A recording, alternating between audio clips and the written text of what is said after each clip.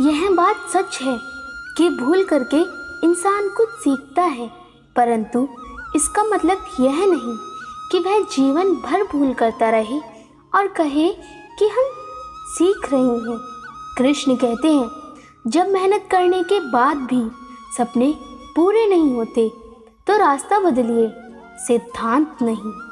क्योंकि पेड़ भी हमेशा पत्ते बदलता है, जड़ नहीं। मनुष्य का जीवन केवल उसके कर्मों पर चलता है। जैसा कर्म होता है वैसा उसका जीवन होता है।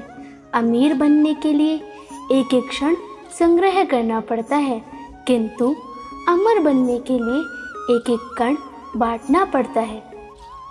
दिव्यता केवल शक्तिशाली होने में नहीं है, बल्कि वास्तविक दिव्यता तो दूसरों में शक्ति जागृत करने में है।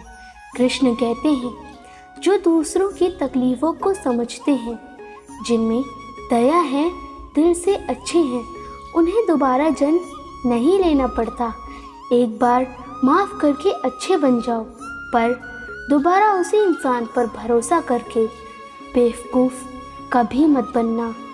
जीवन में वाणी को संयम में रखना अनिवार्य है, क्योंकि वाणी से दिए हुए घाव कभी भी भरे नहीं जा सकते। अपने जीवन में कभी भी ना किसी को आनंद में वचन देना, ना क्रोध में उत्तर देना, और ना ही जीवन में दुखी होने पर निर्णय लेना।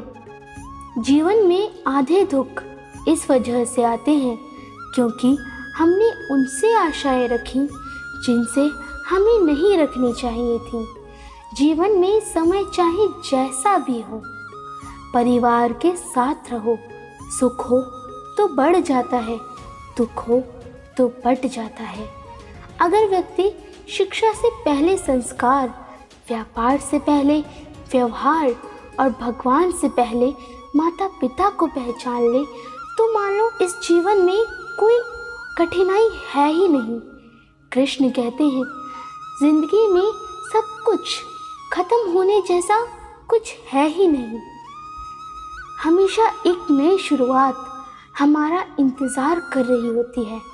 हमेशा छोटी छोटी गलतियों से बचने की कोशिश किया करो, क्योंकि इंसान पहाड़ों से नहीं पत्थरों से ठोकर खाता है। अपनी पीड़ा के लिए संसार को दोष मत दो, अपने मन को समझाओ। तुम्हारे मन का परिवर्तन ही तुम्हारे दुखों का अंत है। कृष्ण कहते हैं, अगर तुम्हें किसी ने दुखी किया है तो बुरा मत मानो। लोग उसी पेड़ पर पत्थर मारते हैं जिस पेड़ पर ज़्यादा मीठे फल होते हैं।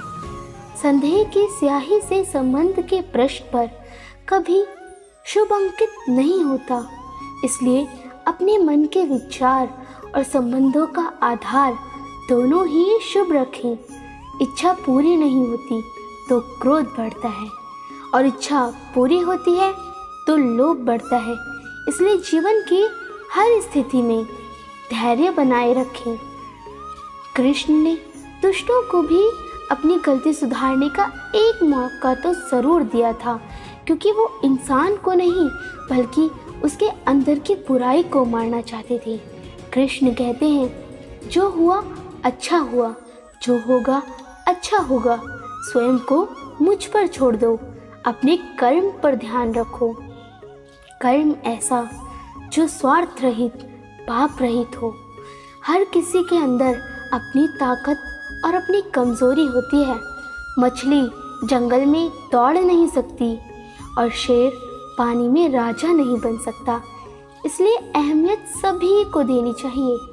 कृष्ण कहते हैं, जैसे प्राणी अपने पुराने कपड़ों को उतार कर फेंक देता है और नए वस्त्र धारण करता है, उसी प्रकार यह आत्मा पुराने शरीर को त्याग करके नया शरीर प्राप्त करती है।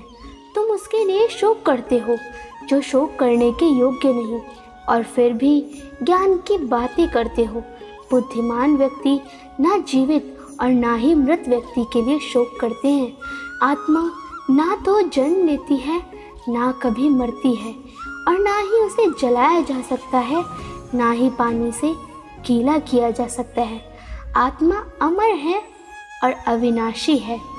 इस भौतिक संसार का नियम है, जो वस्तु उत्पन्न होती है कुछ काल तक रहेगी और अंत में लुप्त हो जाएगी, चाहे वे शरीर हो या फल।